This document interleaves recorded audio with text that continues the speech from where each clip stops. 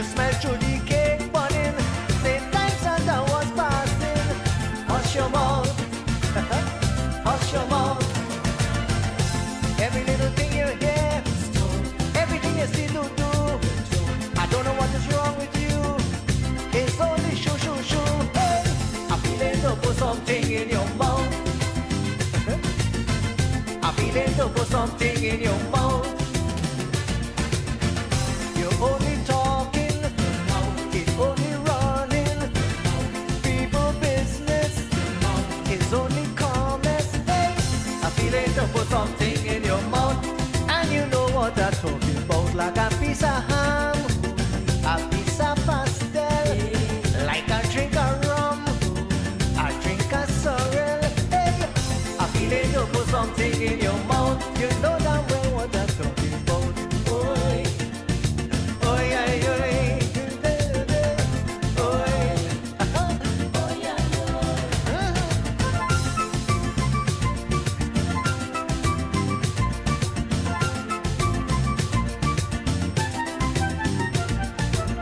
Janet buy new fridge and thing, and she husband there walking. Hush your mouth, hush your mouth. Your sister put up curtain for 5 years the same old thing. Hush your mouth, hush your mouth. Every little thing you hear, everything you see to do. I don't know what is wrong with you.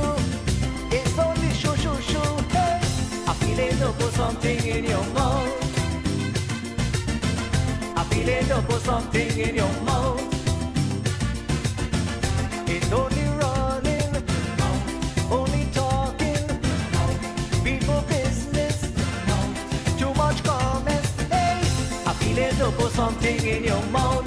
And you know what I'm talking about. Like a piece of cake, a piece of sponge cake, like a drink of scotch. You don't talk too much. Hey, I feel it to put something in your mouth. I sure you know what I'm talking about. I say, oi, oi, oi, oi. You know what I mean. Oi, oi, oi, oi.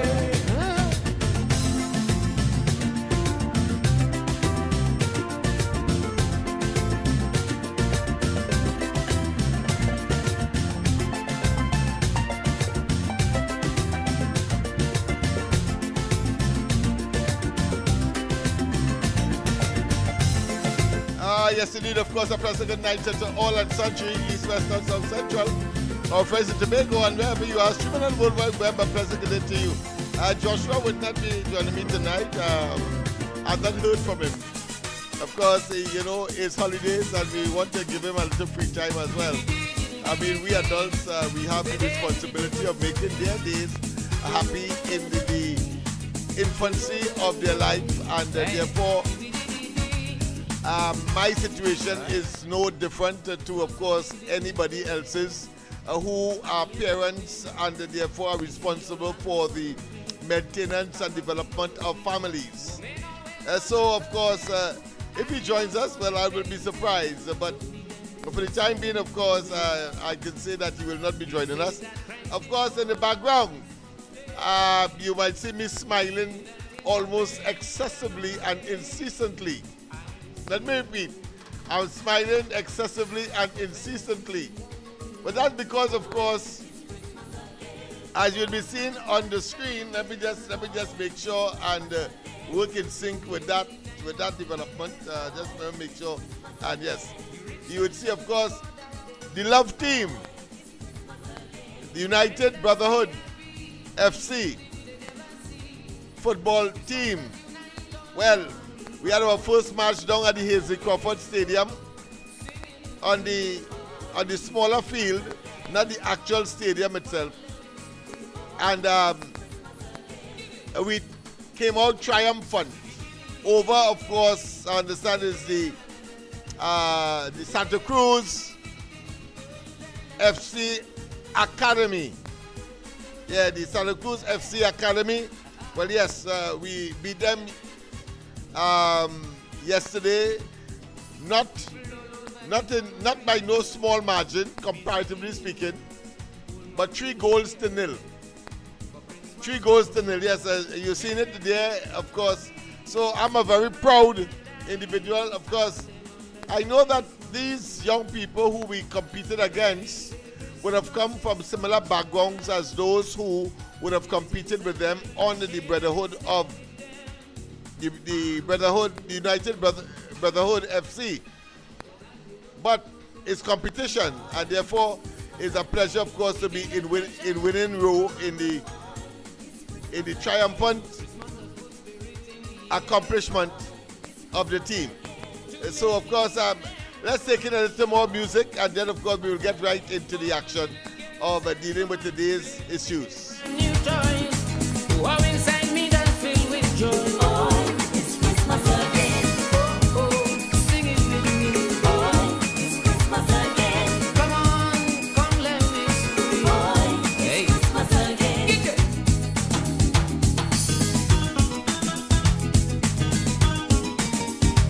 Day, day, day, day, day, yo, hey, give me.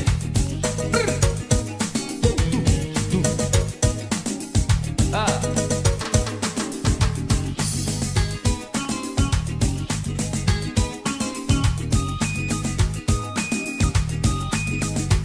Hey.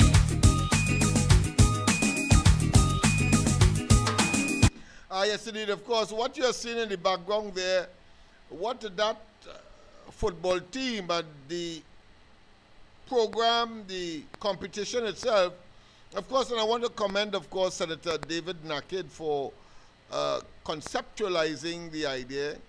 And while, of course, his focus would have been on the East-West corridor, certainly it has morphed into a national agenda program.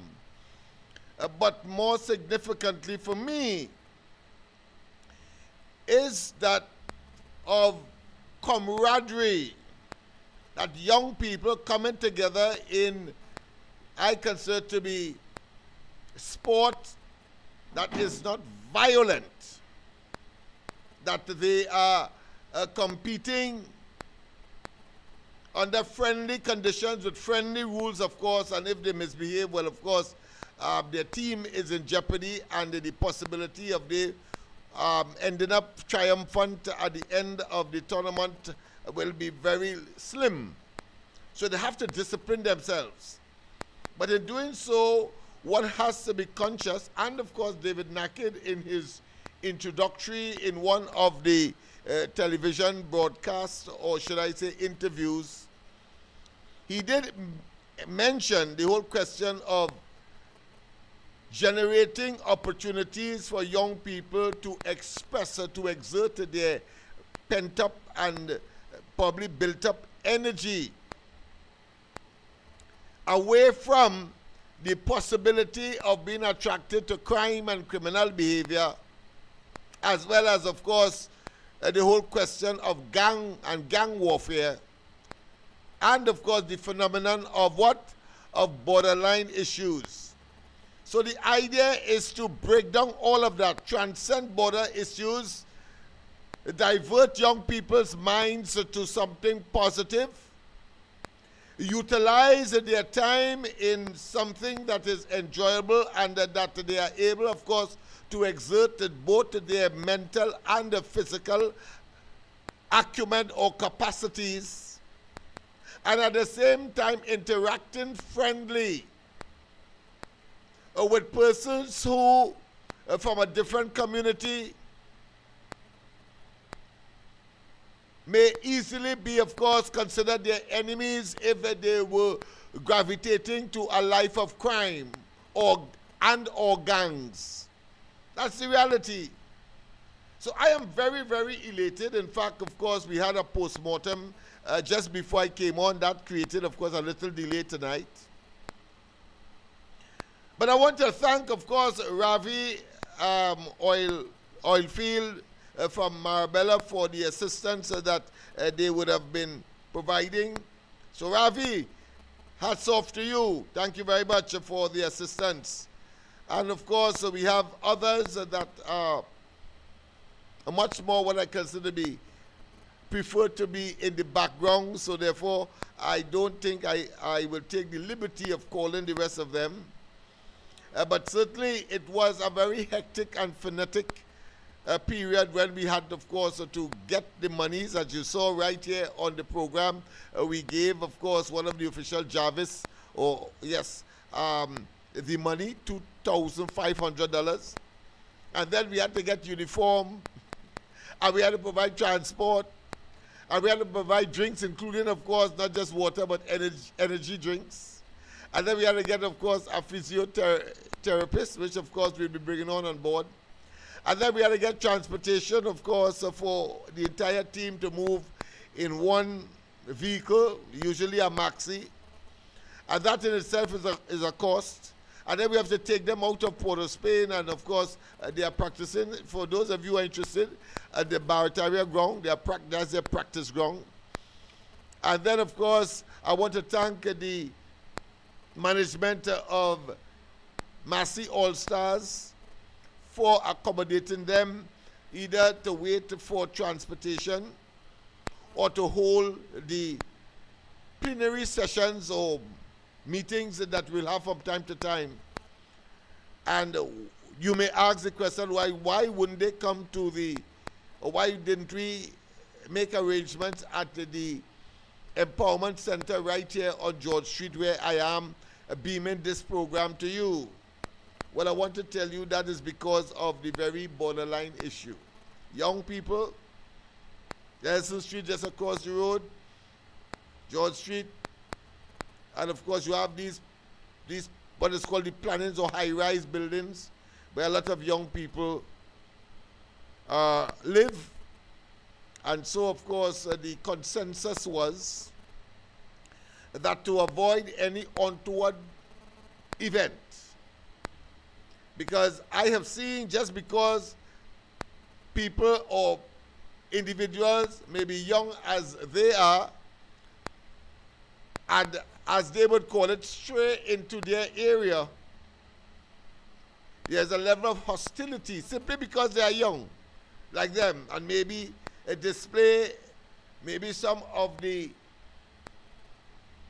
what is considered to be the modern or the attire that is associated with young people these days, and because they see themselves mirrored by other persons but don't know them, they then, of course, engage with the prospects of hostility. I am giving you some of the socio-economic background in communities like these. Have an appreciation. Understand the challenge. So, as I've always said, this is not a police per se or law enforcement per se remedial formula. Police by itself, in other words, cannot solve that problem. What we know for sure from experience and common sense is that once the community itself identifies the problem and there are a sufficiency of common-minded individuals called leaders in their own right, decide, of course, to do something about it and create, of course, conditions for that to happen, they themselves are being part of the community, you cannot have a better formula and situation for a sustainable, let me repeat, a sustainable resolution to the social and economic problems. I'm talking here about crime and criminality, I'm talking about gang warfare, I'm talking about borderlines, I'm talking about job opportunities, I'm talking about education, I'm talking about, of course, sports, I'm talking about community camaraderie and family. Not just gathering or getting together, but families that would integrate and therefore create this synergy for common peace.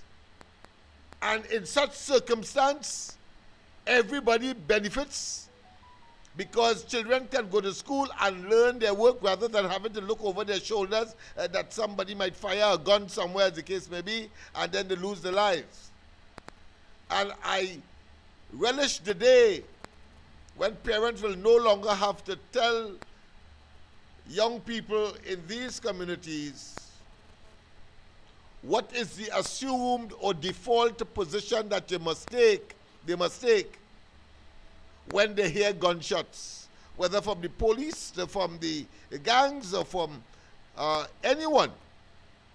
They have to take an assumed position, and that is every child knows they run to the bathroom, they get down on the floor, and they, of course, scamper to safety within the confines of their homes. Sometimes that doesn't work, and a stray bullet may well, of course, catch someone, as we saw sometime in the Beatham. They allege, of course, it was the police shooting behind somebody and a lady got shot, and in such circumstance.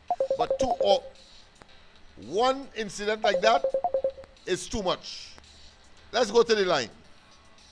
Let's go to the line. Let me make sure the line is up and running. Let me see.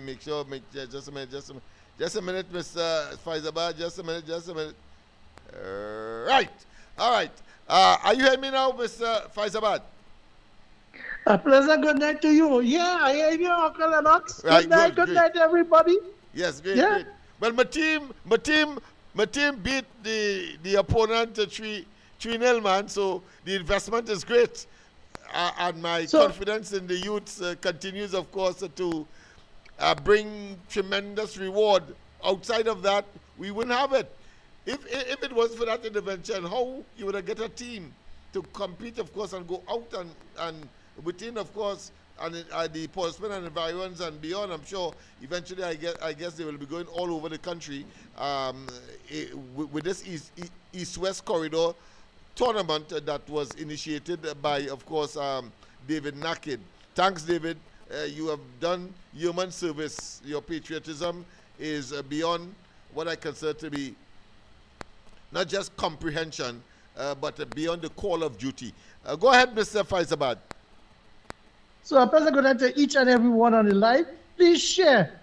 And when you go to press the share button, press it with your 5 fingers. So that will be 5 people getting the share. Please help Uncle Lennox. Look, we're reaping rewards and benefit. And the children of the area you're seeing the performance, because all they need is a chance of reality in life and not a chance on a raffle ticket. So this is the ticket they have to win the prize. So congratulations to you, Uncle Lennox, and your team. Thanks very much. But the credit goes to those young people who have, responded, and of course the management team, a very enthusiastic one, very dedicated, honest, and devoted. I think honest in more ways than one, including, of course, commitment like myself to these young people and the development. And they were up and down the field all time next to the, of course, Hazy Crawford Stadium, cheering on these young people, and eventually, of course, they came out triumphant 3-0. But go ahead. And to all the team from the water carrier, that's the normal supporter, the moral and everything that they give human service, which you cannot put a financial bracket to it. Yes, right. But the reward, so true. The financial reward could never fit what they are doing. But Uncle Lennox, yes, on a brighter note, go ahead. You see you know why your team win? Eh? Tell me. I want everybody to know why your team win. Because you know why? Lavantil too violent, they only like to beat people. If you know what Andy said, yeah, when that matter came up, he talked something like you, but it was much more surreal, like if you're in a dream. But I wouldn't say it on air because I don't want people to take it in a different way. And you have some what I consider to be verbal twisters that will take it in a particular way. So let's leave it there. But go ahead, my friend. Exactly. But I say that to say this. Just make sure none of them pay them representative, corrode them, turn on them, Because Rowley take over the West Indies cricket at the hem. And just imagine, he teach them not to beat people. Eh? He teach them to be polite and kind. But he leave his constituency and Port of Spain to beat other people. So don't let the PNM group come around them, because they're children, or listen to them and be obedient. But I'm glad for them. And though, the nice thing about it, for this 5 years, when they promote them, they will know that football can take them to colleges overseas and elsewhere to have a better future. And not like the young men and them who did the academics and went trying to go to university and to get into a school of their choice to do the course. The PNM leave them. Just like the young man who wanted to do electrical engineering in Lavantil. And the PNM was short in coming to help assist them. So, Uncle Lennox, you see, when it have a government in place and a prime minister who really care about the young people and talk the talk, walk the talk, and really care and show what a motherly love or a love to children is about. That is what they get. And you see that we have the skills to use in the right way. Senator David Nakit qualified. It have Bright York, it have Lata P, and it have others who the PNM could have still taken if they didn't wanted Brother Nakit, right? And they could have harvested them to do the same thing. But the PNM never, ever was caring about them. And you know, you're talking about children, how to duck and take cover. But you forget about the school, when the school was shoot up, eh? And how it's going to be, and I said, that is normal shooting. Eh? Teachers, everybody had to dive under the table and take cover. So I'll remind you that when in the home, was in the school too. And the nice thing about it, you see, all that credit unionists, like what they do in HU Credit Union with Satmarat, and they recall all the money and they come out of the credit union to get the money back. And cause a run, tell them that our finance minister, the Virginia Tanku, the Honorable, he will micromanage with the team.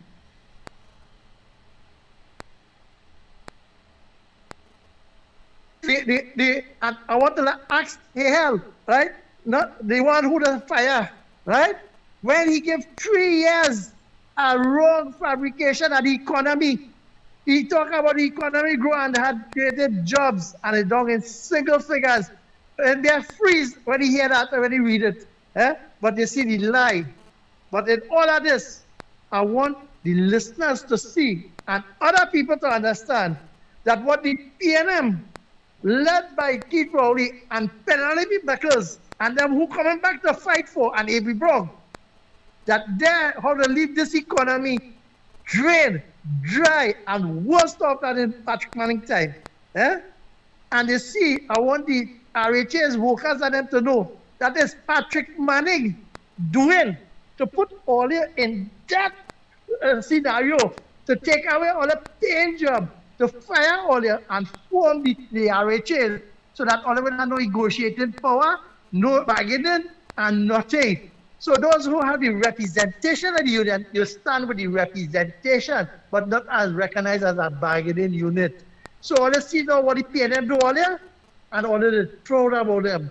Or get a crapple, swap him out, put a candle on top of his head, and let go it now by D.L. Singh. Eh? So, but don't worry. This government, I know, we will manage the economy and we will get it going good. And Uncle Lennox, there are next fella up the Caribbean take over Rav Gonzalez's position. He's mediator now. So I want to tell them, tell the PNM, and tell Penny Tobago, right, that here we're going on the radar, pick up all of misbehavior in public office, right, and all of the excusal and family enrichment, and all the suffer the people in Tobago, all the didn't give them the autonomy, all the Bella airport with course overrun. Eh? But here we're going on now.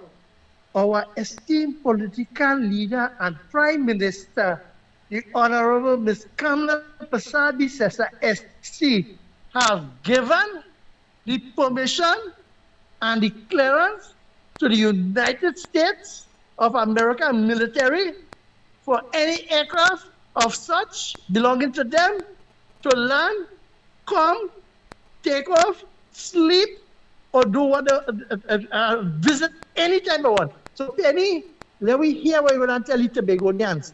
I wanted to tell them who would own all them little boat and them for 22,000 US a month.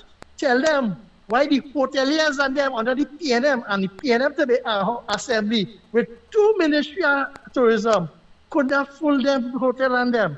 And why it is they give away no man land to a businessman and then they have to fight to get it back. And I want to know what is the deal with the last investor who are going to build all the cottages on the island and say what he given all their IPO. So all will be part of it. But Butch Sandals didn't want to give all their part of it because Rowley did put in all the money. So all their, let me hear. Penny, I ask a question, and Uncle Lennox, if you have a call on the line, just tell me, because here what's going on. You go ahead. I'm sure I will do that once it becomes necessary. Go ahead, my friend.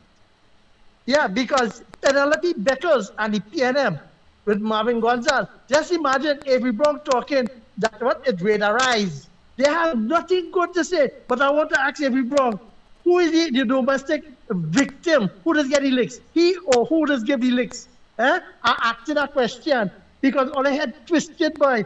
And if something went on answered and taken up by all them talk show hosts, because the Venezuelan had a press conference and they say that Guyana belongs to them by arbitration and Trinidad is done their own. So here what's going on. Penny, all them fighting for power and all them want to come back into the treasury and all them trying all how to destabilize.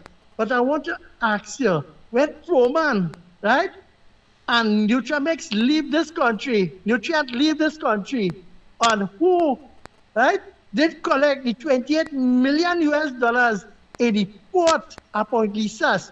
And I want to know the board, is it that the board up on the deck for the protecting who was buying party PNM fed ticket and promoted it for the carnival?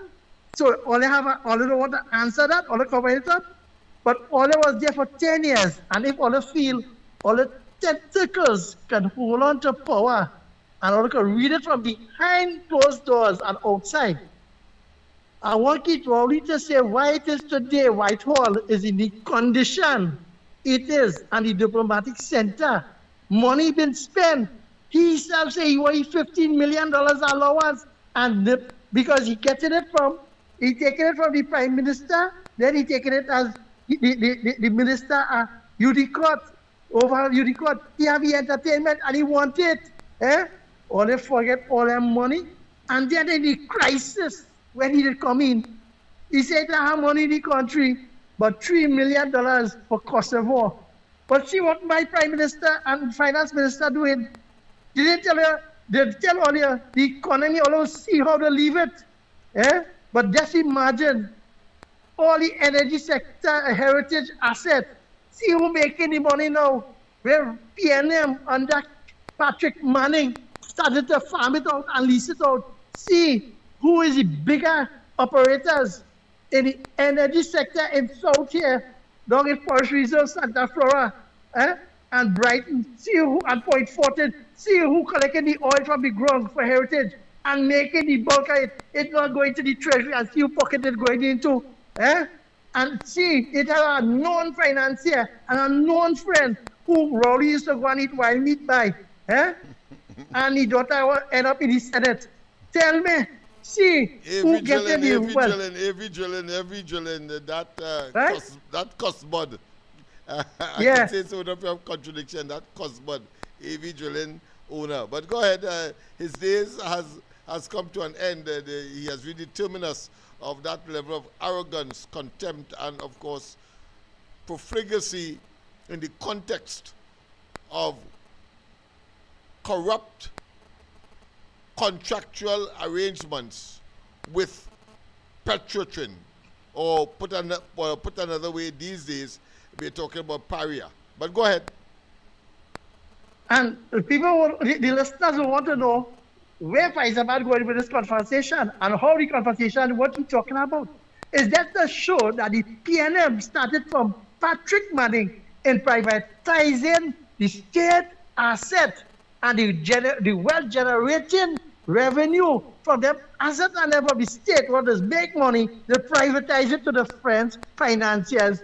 And that is why today, when the oil price on the local or the international market and the production drop, is there are the financiers' friend reaping the profit and the benefit, which could have been in the treasury today. That is what I'm showing earlier. And what I'm talking about with Penny and Tobago and the economy is that they had 4 boats sailing and nobody know where to register to. And then it had a tourism ministry in Tobago, and yet still tourism in Tobago is in trouble. So that is what I'm talking about, and summarizing and saying that how the PNM wrecked this economy, privatize it to the friends, family, and well-wishers, and PNM now trying to destabilize my government. So that's what I'm telling all the people, think, listen, and understand. And in all of that Uncle Lennox will come on the air tonight proudly and lift his head high to the heavens and say that it have 15 young men and a team of volunteers with him to supervise them, and they're making inroads and feeling proud. You know what it is to know when you are stigmatized and you have been called a nobody or a scum bucket or nothing of their pot or a rotten potato, then this rotten potato group have been planted in fertile soil, and they are bringing more fresh potato because they are planted in soil to produce and to put other baby potato on the market for others to enjoy, and a safer and better economy. But you see, the PNM is showing you earlier that they never, ever care and had youth program. So this is why the conversation jumped from 3 different places. And this is the one with the oil sector, is to show the unions and them where our revenue and state assets was sold and privatized by Patrick Manning. With the revenue earners and them, what could bring in money to the coffers, they switch it and privatize it with local hands and friends. So see who benefited the money. That is why today we can have a shortfall when the energy sector revenue drop, and we will be shortfall. And many of them, that is the question. You're supposed to ask Penelope Beckles, Stuart Young, India, and Marvin Gonzal, and Faris Arari. Because when Faris and them get the big rent, and Foster Cummins and them with the big contract, see all who benefit from the state funds, which can be the treasury. Yes. So, yes. Mouthful, my friend. Mouthful. But I thought I should indulge you because, of course, I wanted to confirm what you're saying with, of course, an excerpt that I promised last week to play from Anil Roberts in the Senate. I think it will put things in absolute and total perspective so that people can see how dangerous the PNM has been to Trinidad and Tobago, particularly under Rowley and later under Stuart Young in his ephemeral, of course, stint as Prime Minister. So thanks very much, of course, for your any concluding issue you want to raise? Yeah, I want to tell you a pleasant good night, and may God bless you. And people come forward and put a little something towards the children and to show them that there is hope. And I'll always tell you, you are the Moses of Lavantil. Have a pleasant good night, each and everyone. Yes, and I thank you and your family, of course, for the contribution that you would have made to this effort. Both, of course, in the context of the Christmas hampers. I want to say once again, of course, I have to call Ravi again. Ravi, he gave me permission to call at least that part of his name. So Ravi, of course, from Oilfield in Marabella. Yes, of course. Thank you very much for your support. You have been a stalwart. You have been, of course, a friend of the Lavantillians in more ways than one. let's go straight, of course, to the line one time because we always give way to the callers. Good night, Lennox. Good night to you. Caller from Library. Nice Yes. program so far. Thank you very I much. just Yes, call correct. in. I just call in to remind Trinidad and Tobago. Everybody talking about Kamala dinner party, how expensive and how much money she spend. I told her that is not from the government. That is their own funding. It's not like PNM taking money from the government to throw parties. So stop watching what UNC is spending on themselves, what they work hard for, what they earn for the dinner party, and start watching what PNM did for the past 10 years, stealing from the citizens. That is what I told the person. Thank you She very was much. like, Oh, that's oh, what she was saying, like, that she was saying, PNM having a big, UNC having a big bag. Not ours and not the people. So you must learn to find PNM and stop watching. See, so all right. that is what I told them. All right. Thank you very much. It is written a lot of Yeah. You're breaking up, so we'll have to we'll have to conclude early because you're no breaking up. problem. All right. Yes, sorry about that, Miss Labe, but you're breaking up. You are inaudible, so it didn't make sense coming in, leaving it to, of course, frustrate anybody in terms of audibility. But, of course, we have another caller. Pleasant good night to welcome to the corridor. A pleasant good night to you, Mr. Lennox Smith, and Yes, everybody man. on the live. Pleasant good night. Yes. Lennox, Yay. again, some disturbing news coming from the ground here on my end. Go ahead. I don't know if you will have the answer to this question that I have. So here what's going on. Mm. Those government jobs that they roll out recently, where people went and do the application online and stuff for government jobs. I think the first set of jobs we're gonna have available is where these workers are going to be working and the ministerial works, where they're going to be cleaning the side or something like that, right? Something similar to what CPEP was doing, right? Yeah, but that's just one aspect. We will club that in a while. But go ahead, yes. Mhm. Right. Generally, so here, what you're saying is right, yes.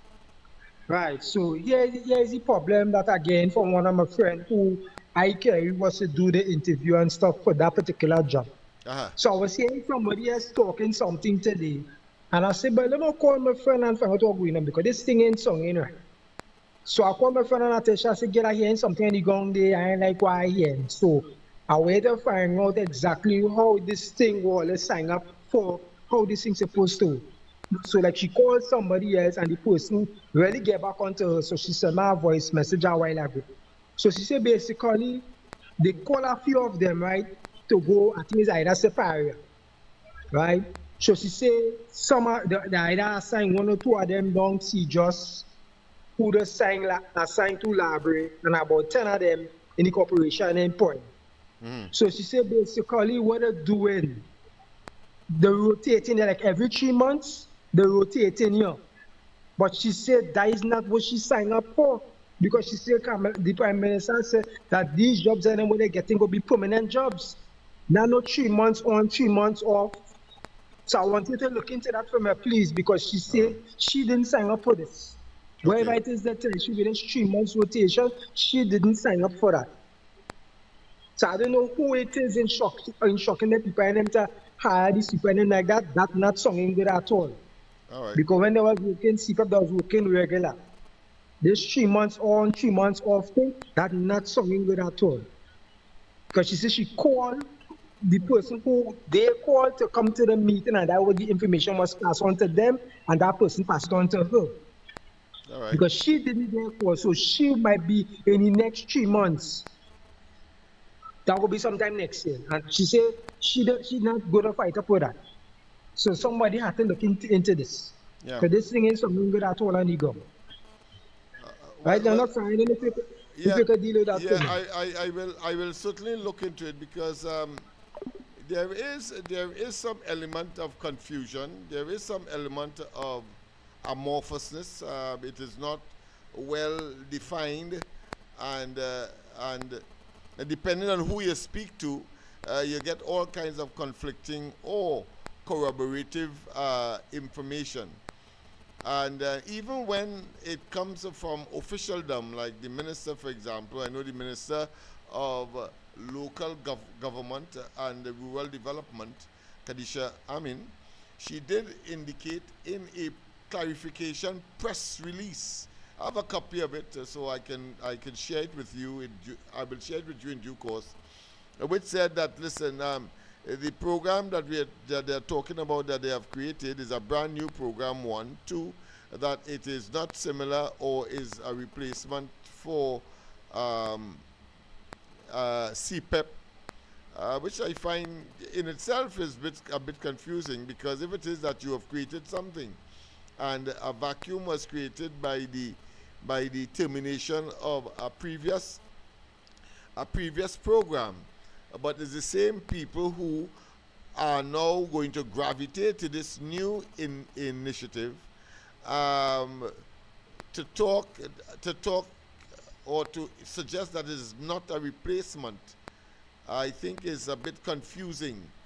Yeah, because it has to be a replacement from the point of view that it's the same people that were displaced in one are now going to gravitate to the other. I don't think it will be new people all entirely. They haven't been, of course, displaced and not getting the work because CPEP has closed down. So so that needs some clarification. I want to say as well that my understanding is it is a pilot project, so that speaks for itself. I think it would have been about 3 or 6 months if I'm not mistaken. So maybe that is where the confusion with respect to 3-month cycle kind of arrangement is. And then, of course, I want to distinguish that from, let's say, what people applied for under Ministry of Works, because my understanding is a different program altogether, where the Ministry of Works will employ you, but there will be what is called observation period to see. I mean, come on, nobody generally employs a person without, of course, giving them some or having some built-in probationary period where you can assess at the end of the probationary period whether they are fit to, of course, continue and therefore be placed in a more substantive or permanent or regular position. So we have all of these moving parts, so to speak, clashing and coming together, that is creating, of course, confusion. I want to say, yes, I accept that for some it is frustrating because when you believe that there is a particular expectation or an understanding based on what was delivered and depending on who was speaking, including officialdom, there seemed to be, of course, what I consider to be disconcertedness, consequential of the confusion or the lack of specific clarity with respect to this program. But what I want to say, however, that a person like myself who understands when you begin a particular new initiative, it always, or put another way, it invariably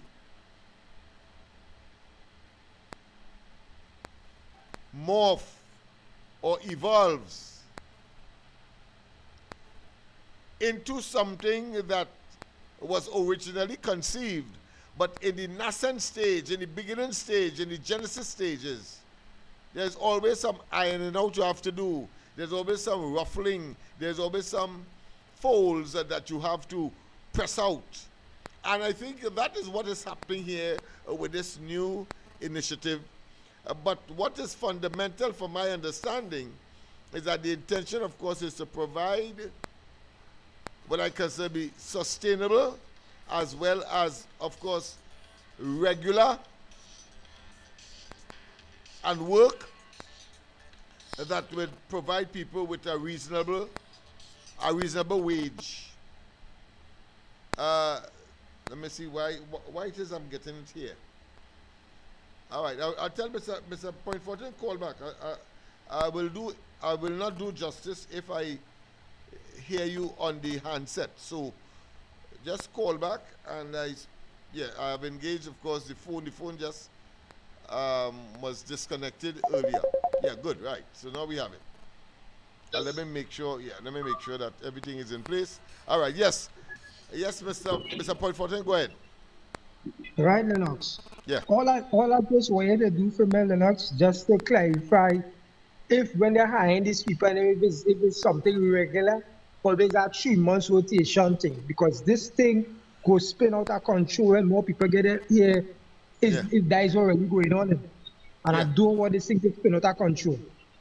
Because in fact, it done start already. That is what happened to reach out to my friend of mine for she to find out exactly No, what well, was that's why going I on. mentioned about the imperative for clarity, for specificity, so people can plan. Because remember, people planning against what is being said, and therefore there must be what I consider to be some very specific things.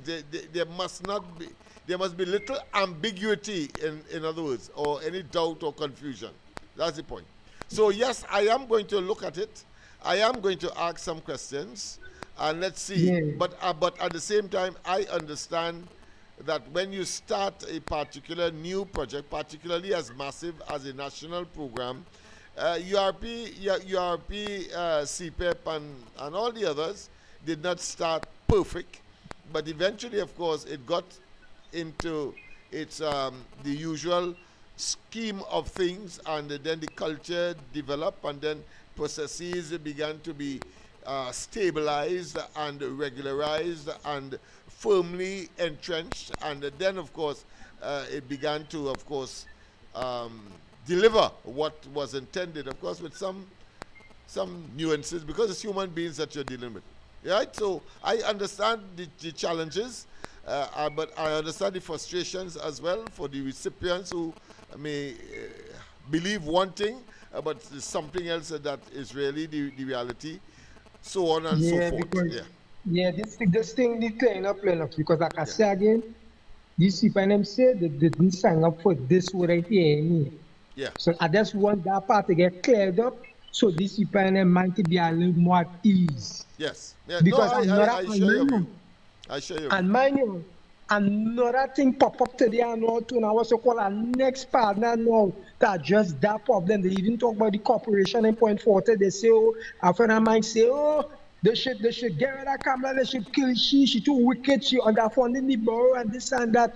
But I ain't saying nothing, because I say, boy, this picture where she painting here, this thing missing parts and then missing people. So I said, I'm gonna call on my partner and find out why he ain't David has some truth in it. And he really tell me, yeah, he said they're really underfunding the borough. But he said, what really going on? He said when the borough was getting money, they say when they're handpicking the people to get all the work. You understand? So what they're trying to do, like they're trying to stifle them out. You understand? Because the borough corporation right now is PNM. And they're picking and choosing people who to give their work. You understand? So that is why the local election now have to take place now and get rid of the PNM there and all too. Because they're handpicking people who should work and who shouldn't work. Because he in the system, so he know the corruption. He was one of the person that did a live about 2 years ago and talk about Kennedy and the mayor that we have today, how they involved in corruption. Because this fella now too, the sin and workers' rights, he used to be playing the video on his show. Yes, I remember that. I was called up. In fact, they sourced me to give them some assistance in responding, of course, to pre-action protocol letter. No, in fact, it was a full-fledged action that had the presence of the court. So it was a full-fledged defamation action that was in fact in the court, and we had to, of course, take certain action to respond to what was taken, with the action that was taken by Kennedy and others. Yes, so you're right. I'm very familiar with that, because the response was done in my office, so I can tell you that. Right, and one more thing before I go. So I was paying attention to certain things that taking place in Point Fun, and I didn't realize normally every Christmas they used to pass and notify the public that any little thing that they had to throw away could pay it out and the corporation will pass and come and collect it. Well, I heard this year that ain't happening. I also noticed they used to decorate, the borough used to decorate the place and things like that, especially in Point. That and all is happening. The place it just still. Yeah. You understand? So I don't know if the borough itself angry how Point Fortin switch from PNM to UNC, but some kind of spiting taking place in Point Fortin right now. And these people and them, I hear Penny make a statement in Tobago and she say, well, when they cut down the PNM, they just go back, and when they burn them, when they burn the PNM or the Balize, they just go back. But I want to tell she, when we dig it out the ground, it's not going back there because we're digging it out, cutting it up, and burning it and dump it in the sea. It's not coming back there for the PNM. Locked on and listening. Yeah, but I'm glad you mentioned that, because I too heard that statement and I was taken aback. But I'm glad that you found a formula where, of course, the permanency of the demise and the resolving to the dustbin of history is the ultimate destination for the PNM. So I would leave you with that credible and definite, of course, outcome that the PNM is facing. But I want to make some further intervention as far as the jobs that would have been announced by the government. And of course, as I said, the one that was the latest, it will be managed from the press release that I saw from the regional corporations and the boroughs, of course, and the other municipalities that comprise the local administration of Trinidad and Tobago. So for over $400 million, $400 million is being, of course, allocated on the one hand, as far as the budgetary allocation is concerned, and then, of course, coming out from the unemployment fund, another, I think, $300 million for that purpose. Of course, there are those who are saying that that is grossly inadequate, but I suspect that the authorities will know that when they would have exhausted a certain portion to know that they have to, of course, add. So that is not uncommon.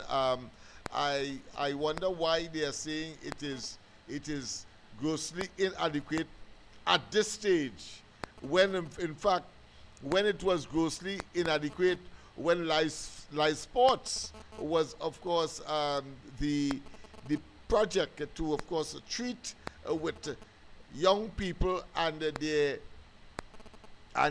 proclivity or their tendency or the possibility for them to gravitate to a life of crime and criminality.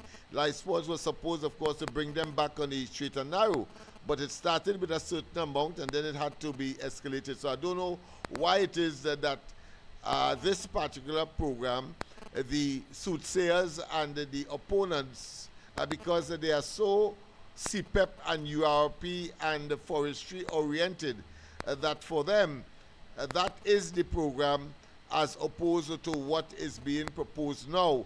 And as a second very important element, so quite apart from the fact that it will be managed by the regional corporation, which will include, of course, the Point Fortin borough. Yes. So it will be managed there.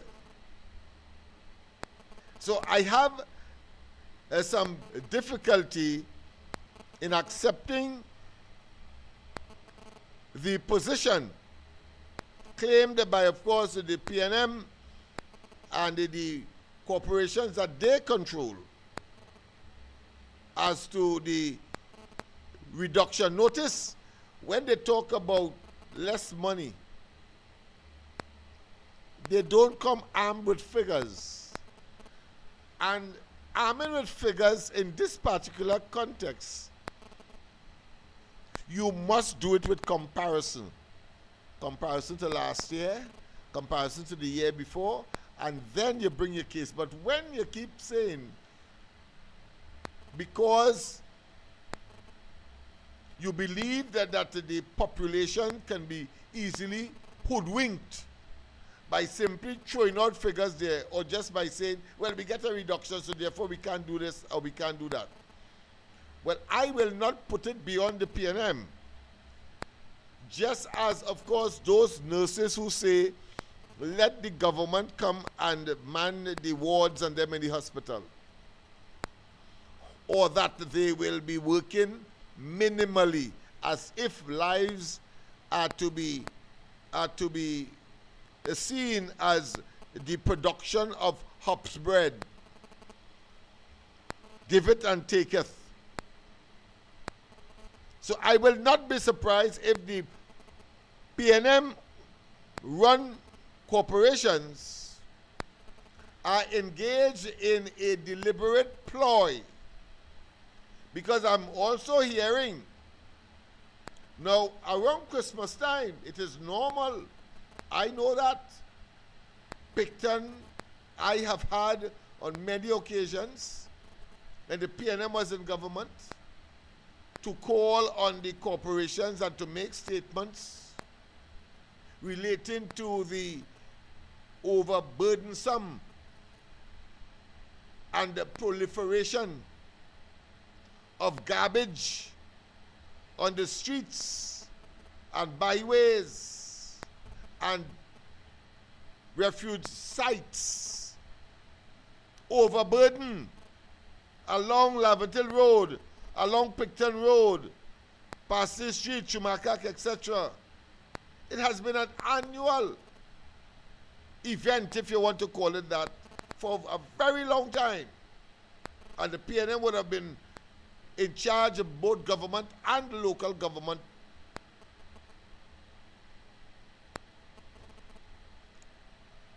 And you had that around Christmas time.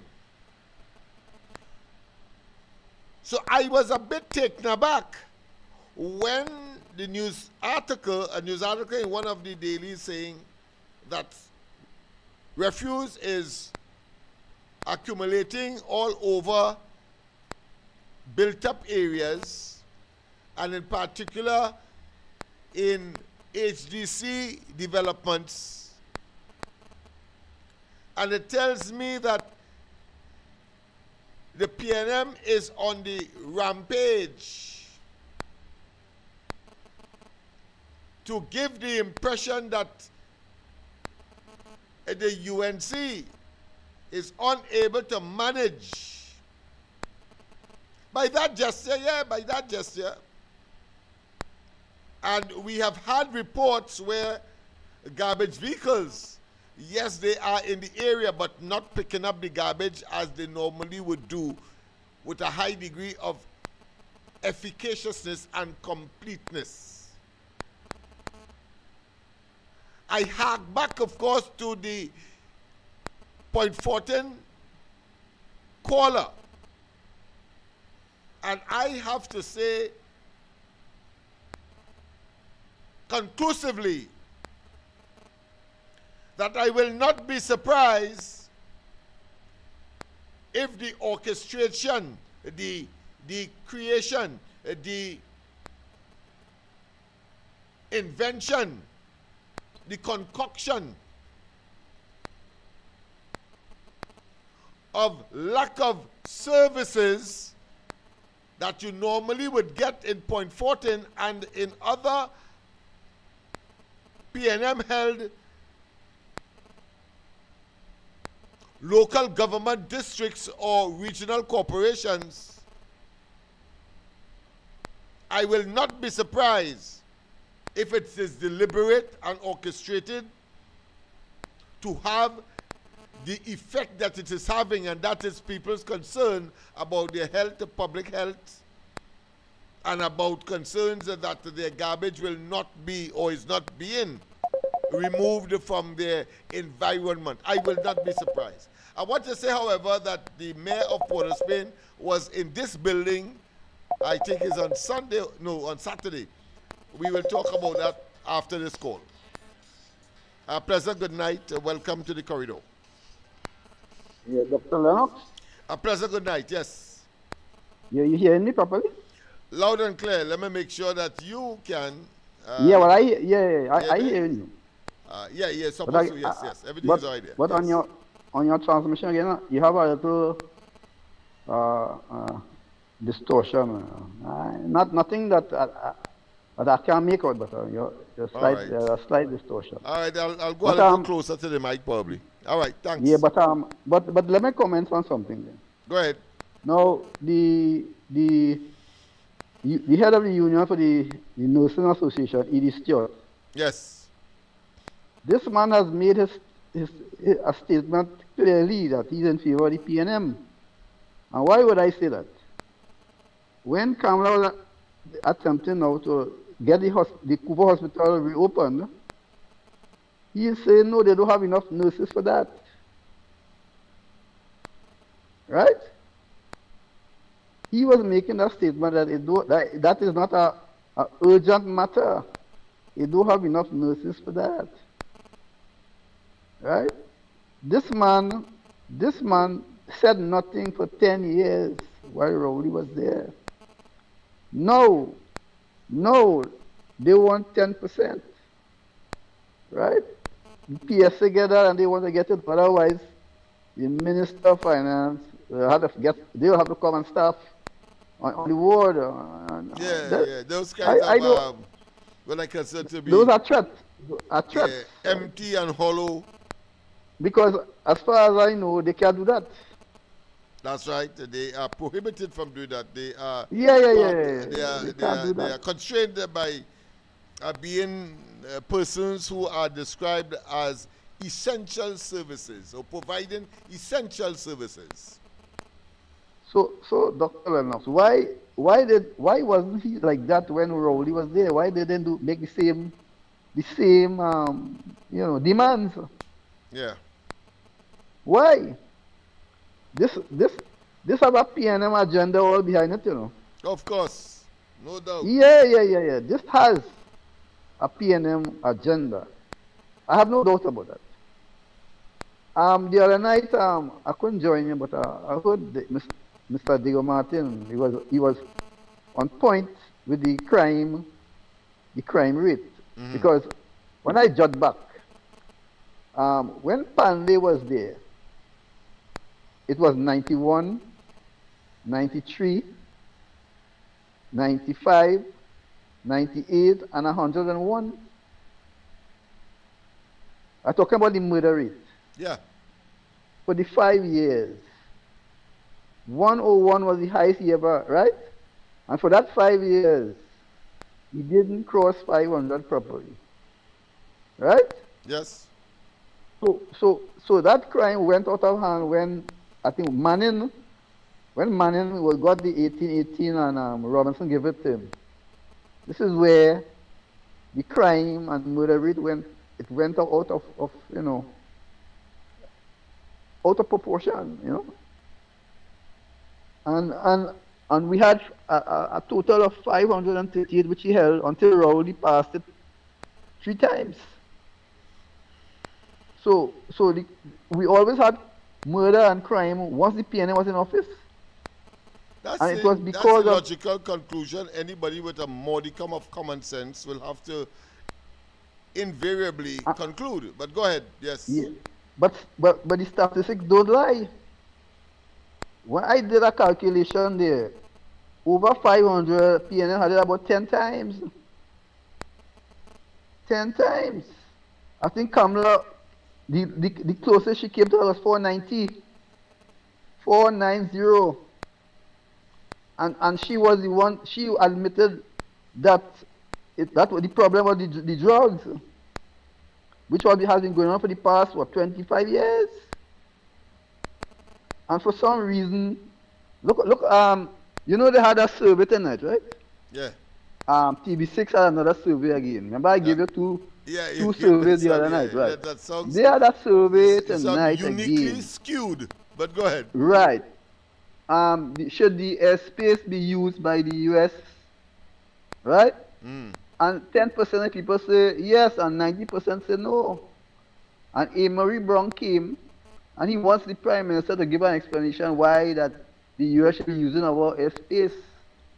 But remember what I told you the other day when the Venezuelan minister made those stinging um, comment about Trinidad and Tobago belongs to Venezuela, and none of them made any comment, whether it be Amory Brown, whether it be Rowley, whether it be Penny.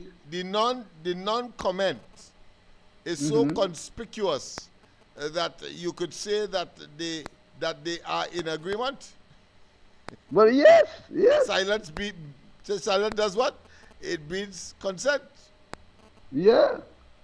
But what is funny, Rowley then was there for 10 years and the Venezuelan minister never made those comments. That's rather peculiar, isn't it? Well, I mean, it's not peculiar for those of us who know, because clearly Rowley and they were eating out of Venezuela's shoes. You know, so yeah, they were very complacent, they were very docile, and they were very accommodating in more ways than one. And we saw that, of course, on the geopolitical front, whether it be at the OAS or at the United Nations or at the level of the embassy here in Trinidad, and indeed, of course, with respect to the United Nations refugee office in Trinidad, when they just simply put 80-something persons on a plane sent by Maduro, a military plane, to whisk them back to Venezuela. We don't know if they have died, if they have been tortured, if they have been maliciously persecuted. All of that blood is on Rowley and them hands, you know. Well, of course. But another thing that, you know, I look at Michaela Pandey, and, you know, I want to believe that her father probably turning in his grave. Because I don't know what is her seems to be a personal vendetta against Kamala Prasad Bissessar. Because you can't tell me that all these good things that this woman is doing for this country, and she is just, you know, like she's on a mission for a PNM propagandist. But yeah, once you see that, you saw that in Tobago. I think Tobago would have been the most iteration of that kind of conspirators, should I say, putting Trinidad and Tobago in jeopardy. Because I mean, here it is, of course, these anti-TPP advocates and parties were saying that let's unite together because of the presence of the radar that ought not to be there.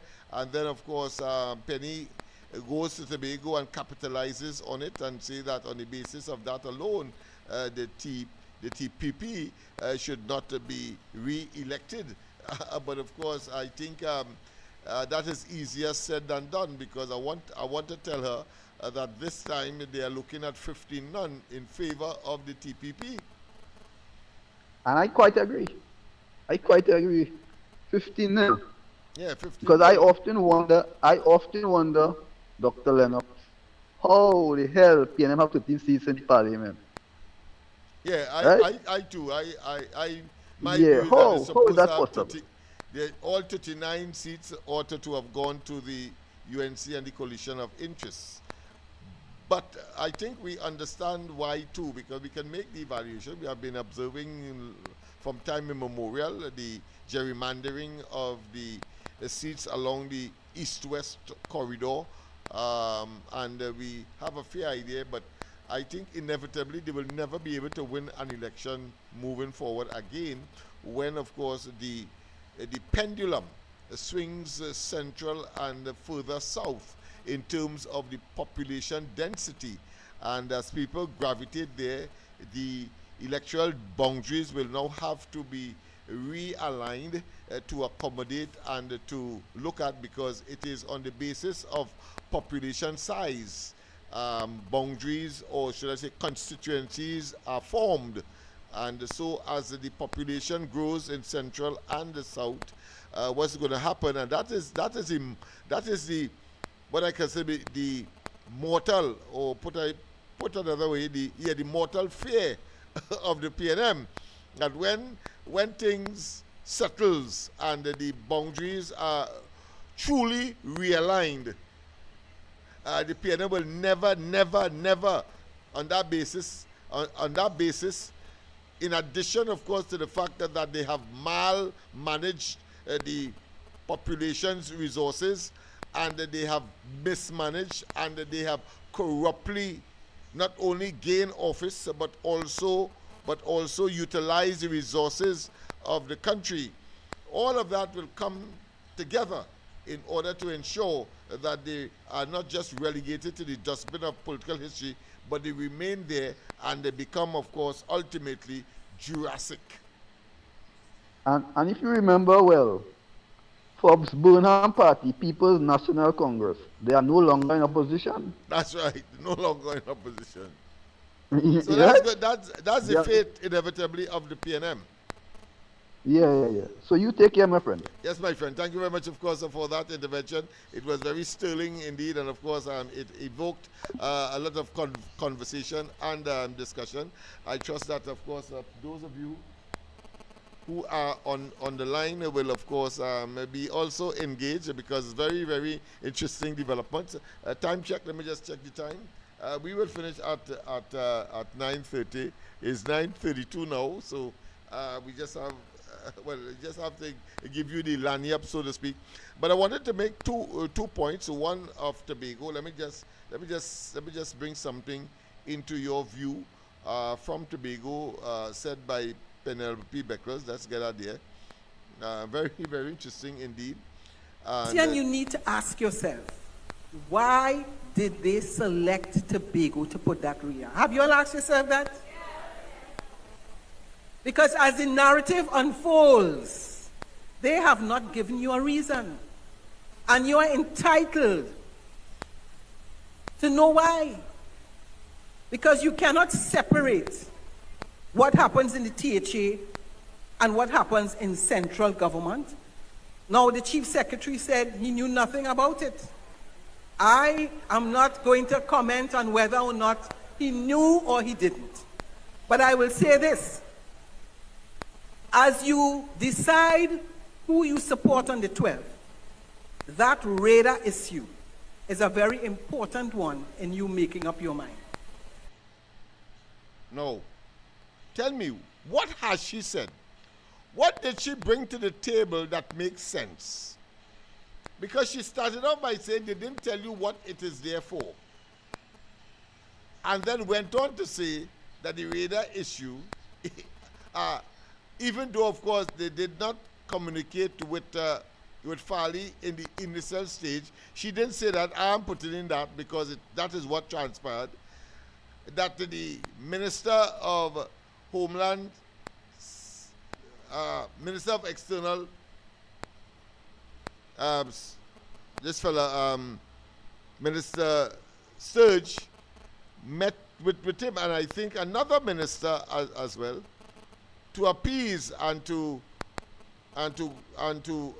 apprise. In fact, coming out of that meeting, Penny will tell you that coming out of that meeting, the Prime Minister said, well, maybe we have to now consider putting the office of the Chief Secretary on the National Security Council.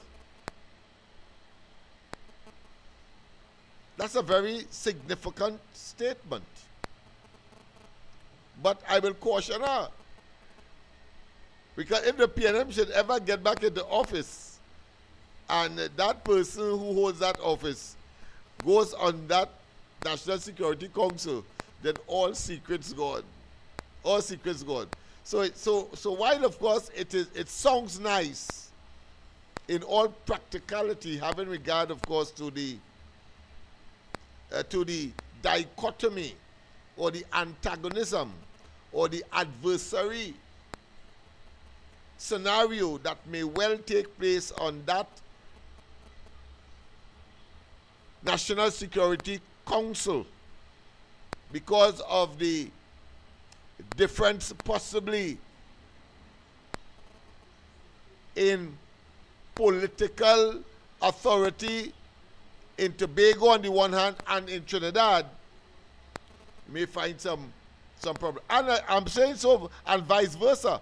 The PNM will never come back in Trinidad, but assume that the PNM, hypothetically speaking, that the PNM is in office in Trinidad.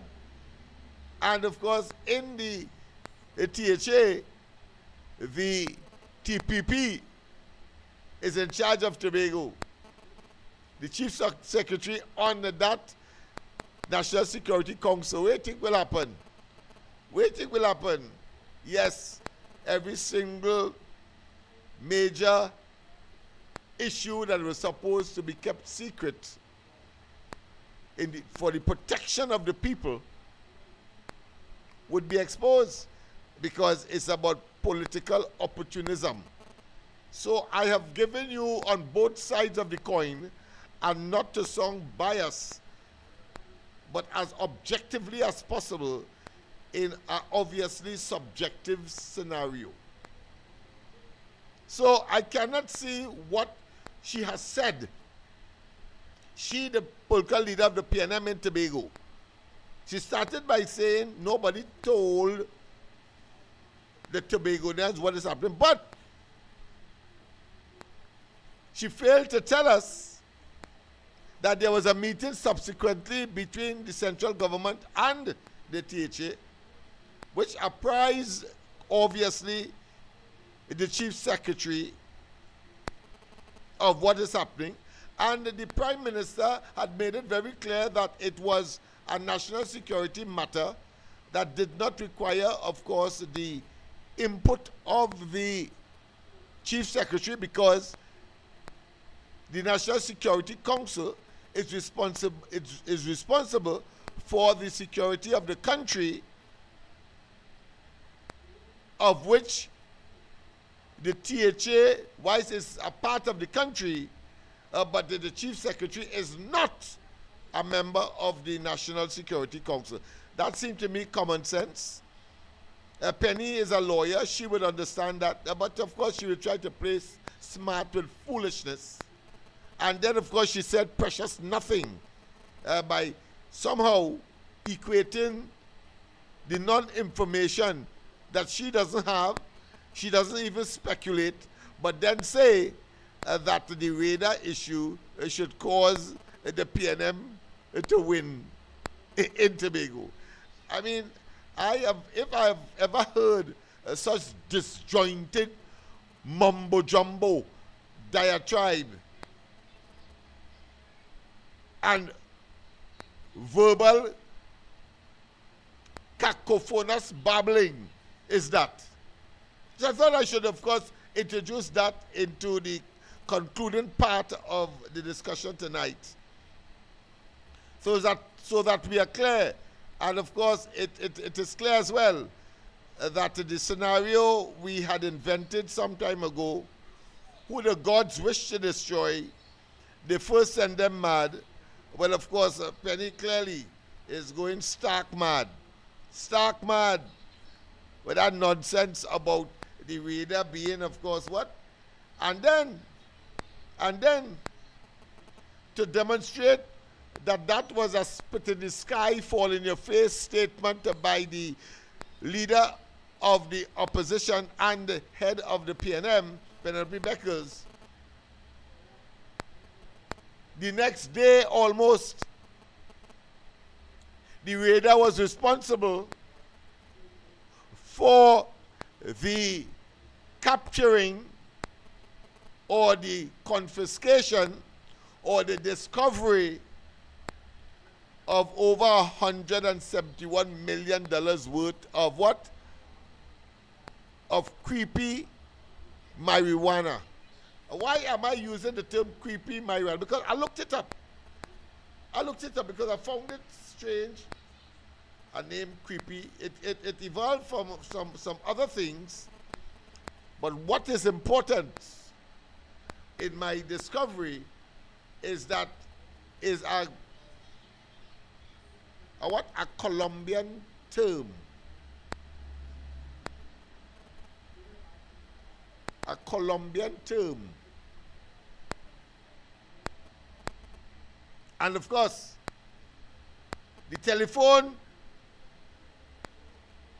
number that was established consequential of that kidnapping on Monas Island came from Colombia. Originated from Colombia. You draw your conclusion. We don't have, of course, clearly the benefit of Mr. Diego Martin tonight and his analytical and, of course, a very tenacious focus on crime and matters of a complex nature.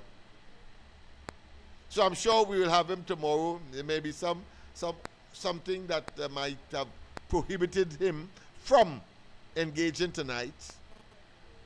But I just thought I should throw that out there as the pieces of that puzzle continues, of course, to grow and grow to generate a full-up, complete picture. Creepy marijuana, $171 million worth, and then a $58 million thereabout, I think, in Cedrus. And of course, the radar coming into play to detect, according to officialdom, that is something that Penelope Beckles and the PNM wish never had happened and should happen, because it throws dirty water, acid, and of course what I consider to be putrid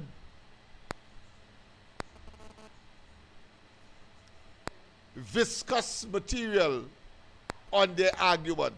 Viscous material, partly not quite solid, but not quite greasy. Viscous, yes. So there we have it, people. So we have come to the end of tonight's program. I wanted to, of course, tomorrow night I will give you. See, all of this was designed to introduce Arnold Roberts. I think that he had a very excellent, should I say, a discourse. Even though, of course, it would have been a monologue, because that is what the parliament process is all about. But it was his presentation in the parliament. I think it would have been one of the, I think the financial bill that was introduced by Tanku, I believe it was. But he brought back history, because I kept saying to you that Moody and SMP and those credit rating institutions could only draw their conclusion moving Trinidad and Tobago from stable to negative, fundamentally based on what the PNM did, because the present administration is there for just over 100 days. So it couldn't be the lack of foreign exchange happened in just 6 months. Couldn't be. And we know for a fact that in 2015, the PNM met over $12 billion US, which put Trinidad and Tobago in a beautiful space and stage and economic, of course, what I consider to be, I don't want to use the word sobriety, but I will certainly use the word validity. Yeah. Put Trinidad and Tobago in a good place economically in 2015. They met that. And by the time they left office, it was vacillating around 4 billion US. And they have the audacity after 6 months. Moody has to come in because of the sequence of events. Election call early. in April, it would have clashed, of course, with a due date for an assessment by these rating agencies, because the wheel of progress or of appointment doesn't stop, particularly if it is of one of an international nature. So you are set in a particular, what I consider to be, pattern that requires action at a particular point in time, no matter what the politics or the economic circumstance is. That is a period that they use to do the assessment to, of course, be in time for the following year to give the assessment of the current year. And so that time reached. But it reached at a time when the PNM had filtered away, had consumed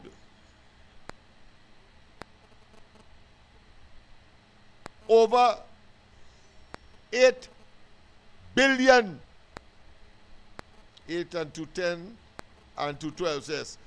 So over 8 billion between 2010 and between 2015 and the 28th of April. Over 8 billion.